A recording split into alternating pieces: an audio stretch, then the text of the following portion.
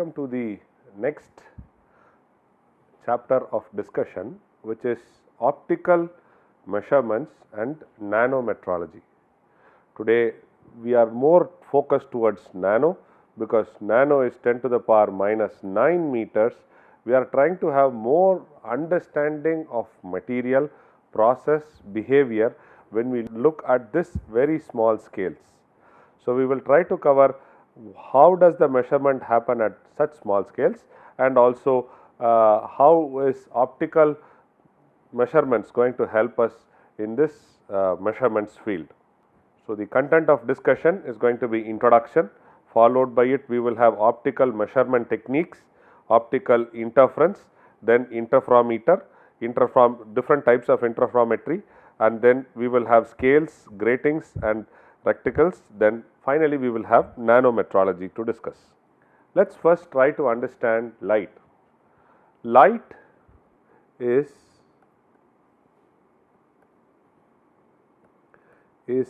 an electromagnetic radiation.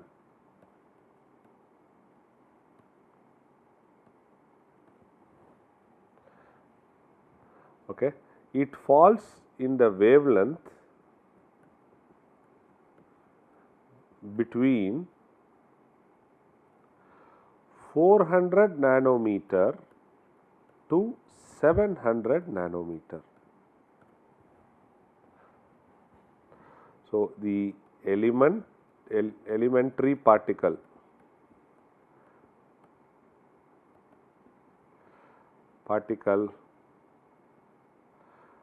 that defines light is the photon. Okay.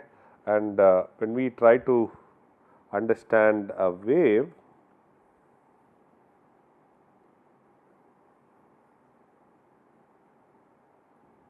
so this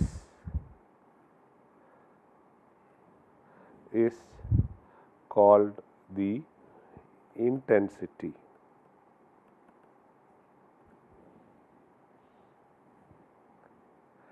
And this is called the frequency. Okay. So, what is intensity? So, in light there are three basic dimensions of light. So, light has only three basic dimensions. One is you try to play with the intensity of light. So, intensity is otherwise called as amplitude, which relates to your brightness.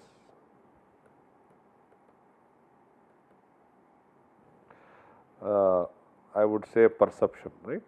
Perception of brightness. Then frequency is otherwise represents as wavelength, which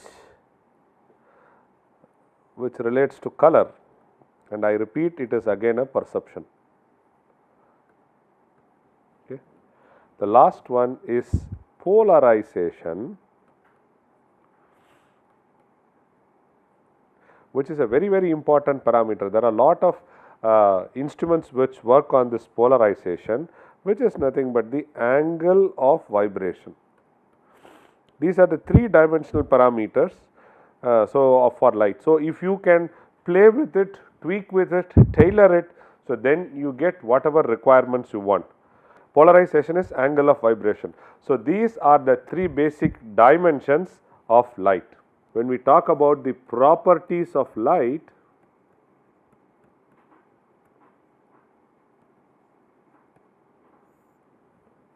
we have reflection, we have diffraction, which is nothing but scattering of light, of light around the edges of object. Okay, that is diffraction. Then limit of resolution. Then it is refraction, which is nothing but bending of light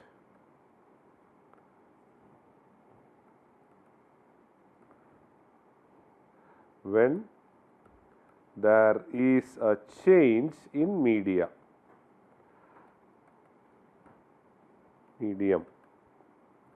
Okay. So, here we always talk the principles that lenses use to focus light. For example, you can use air, then you use oil, so which changes that. Then use in contrasting techniques. So, we also use refraction principles. Diffraction and refraction are different. Then we will look at interference, which is exhaustively used. A lot of applications today, if you want to measure the linear displacement, we use interferometric techniques to measure. So, here the light wave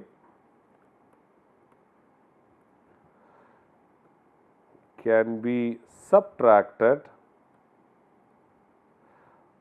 or added so that you get whatever you want. And the last one is polarization, which I said last time also, it is the vibration. So, allowing only light of a particular vibration plane. This is very, very important. Lot of applications are the polarization is used in optical lenses. They are also used in spectacles. So, these two, whatever we have discussed till now, is the basics of light. Light is an electromagnetic radiation, so you can play with it. It falls in the wavelength of 200 nanometer to 700 nanometer. The elementary particle that defines light is photon. So, lasers work on the principle of this photon, energy packets. So, the light can be basically can have basic dimensions are three things. One is intensity, frequency and polarization, and the three principles is the reflection, diffraction, refraction and interference are some of the properties which are used, properties of light which are used for developing instruments for measurements. So, optical measurements provides a simple, easy, accurate and reliable means of carrying out inspection and measurement in the industry. It is predominantly non-contact. So, once it is non-contact, then it gives you a flexibility of measuring very small resolutions. So, it can also be played very easily. For example, you have understood the properties, you can play with the properties to get whatever information you want, and it is very reliable. Okay. Scientists used an interferometer to measure the path difference of light that passes through a tremendous distance in space. We use interferometers. They measure the wavelength of light in terms of meters. They soon realized that it is made more sense to define a meter in terms of wavelength of light. So, first they defined the wavelength in terms of meters, then they started defining a meter in terms of wavelength because it was very accurate. In the introduction, we also have two things which I already discussed. One is refraction, the other one is going to be diffraction.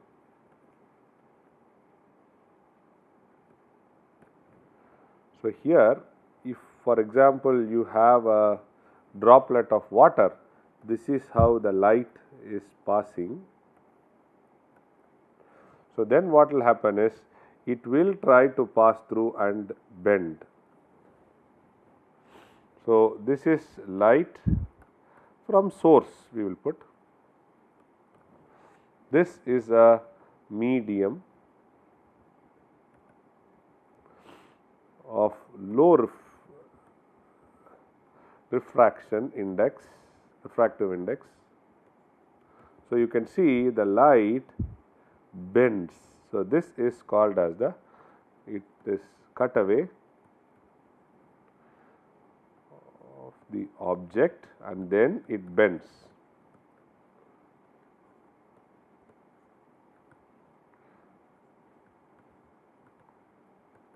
So it cuts and then it bends. Okay. So when I talk about diffraction, you will have a source of light coming, then you have a slit. So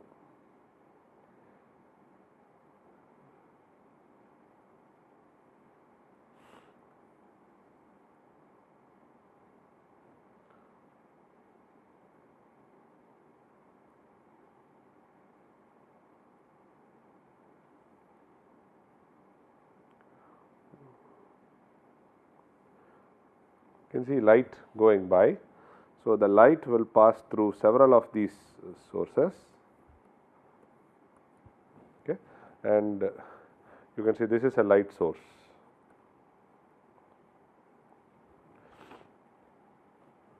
So here what happens is you can have two types of images. One is constructive image. For example, you have one light coming like this, the other light is also of the same thing. So then this is equal to a constructive, you can have added or constructive fringe patterns, and when you want to do subtractive, you can suppose you have two wavelengths of light coming like this and here it is on the other way around.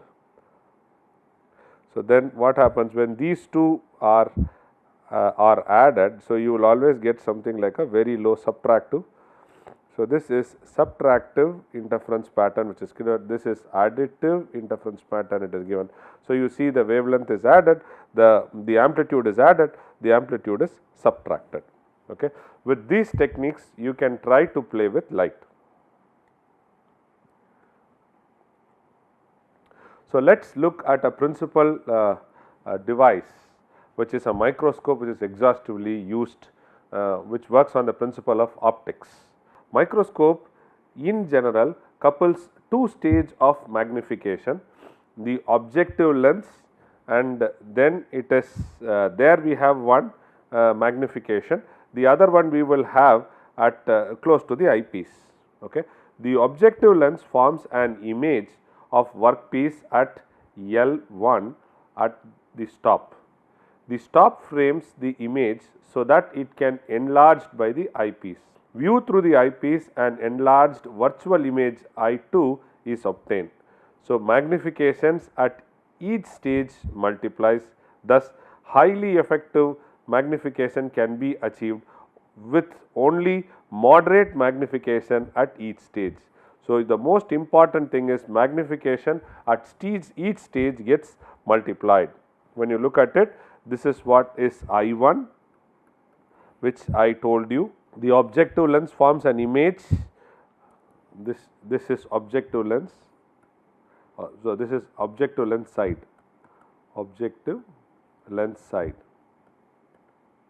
okay. So here you have, so the image objective lens forms an image of the workpiece at I1 at a stop, then the stop frames the image so that it can be enlarged by the eyepiece. View through the eyepiece and enlargement happens at I2, this is I2, okay, this is I2. So then finally this is the objective lens, and this is your eyepiece. So you try to view like this, this is the stop whatever we have talked about, this is the eyepiece, this is the objective lens and here is the plane and here is the work. So magnification can happen at several stages, thus highly magnification can be achieved only by moderate lenses. Essential features of an optical instrument should have a light source, a condensing lens, a suitable stage or a table to position the work part, then projection optics comprising lenses and mirrors, then screen for viewing, and then measuring and recording devices. These are some of the essential parts of an optical microscope. You can see here an optical microscope. So, an optical microscope, we have this is a light source. So, light source hits it, then there is a beam splitter. So, then it moves towards the workpiece. So, here is a workpiece, and then the workpiece is resting on a table which can go in x and y direction. You can move it, and then the light gets reflected back. So, then there is a reconstruction happening, a fringe is happening, and that is recorded at CC, charged coupled device sensor, it is getting done. So, in this optical microscope, it is also interesting to note that they also have a touch probe. So, it is used to give a rough estimate, or a low resolution measurements can be done here, and then we get into optics, wherein which a high resolution can be done here. So, light source for coaxial surface and ring illumination. So, there is a light source which comes, and then this is a touch probe which can go. The sensor heads with the Z direction. For focusing, you can move the, so this portion takes care of the focusing, and this XY tries to take care, X and Y, they try to take care of the traverse of table. So, that means to say you can measure the entire workpiece. So, this is an optical measurement sensor setup which is used today for measuring the height in nanometer level. Heights can be measured. A simple projector is a basic device used for measuring angles with optical magnification, is one of the most widely used techniques in metrology. However, optics has three major applications. In alignment application, we use optics. In interferometry, we use optics for measuring the distance, and it is also used as absolute standard for length. That is what we measured. The length 1 meter is measured in wavelengths today. So, these are the three other basic applications of optics in measurement. The most commonly used one microscope in the shop floor is tool maker's microscope. Amongst the microscope used in metrology, we are most familiar with the tool maker's microscope. A tool maker's microscope supports a wide range of application, from shop floor inspection and measurement of tools and machine parts to precision measurement of test tools in a measuring room. So, it is used in shop floor for measuring the small deviations, and it is also used in tool room. Okay. So, here it is more predominantly of tools, here the other items we use this tool maker's microscope. The main use of tool maker's microscope is to measure the shape, size, angle and the position of small components. Okay, here we talk angle accuracy in terms of degrees, the shape depends on the stage what you traverse, size what we talk about is we talk close to 0.01 millimeter. The position of the small components also can be measured by using the tool maker's microscope. It features a vertical support column which is robust and carries the weight of all other parts of the microscope. It provides a long vertical working distance. So, Z, so that means to say you can keep a large workpieces there. The workpiece is loaded on a XY stage which has a provision for translatory motion in two principal directions in the horizontal plane, that is X and Y, and then the micrometers are provided for both X and Y, so that as and when you move you see the so what they are trying to say is you have a table, so here you will have a micrometer. So, whatever this rotates you can measure it at a very small accuracies. So, this is a typical tool maker's microscope. So, this is the column which tries to take the load. So, here is the clamp. So, this gives you a freedom of this motion up and down. So, you also have a focusing knob. So, this focusing knob and the clamping screw helps you to for height measurement adjustments, and then you have a table. These are the micrometer scales which are there. So, this is for Z measurement, and here you have a X and a Y table for movement. So, this is in micrometer, this is for longitudinal, this is for transverse direction, and here is the illumination. This is nothing but the light source. There is a light source, this tries to fall on the object which is kept here, and then you try to measure it, and then try to see what is the change in shape, size, angle, and even the dimensions of very small components. So, in a tool maker's microscope, you will always for alignment purpose, this is very important, alignment of cross wire in reading. So, you have to measure the flat portion,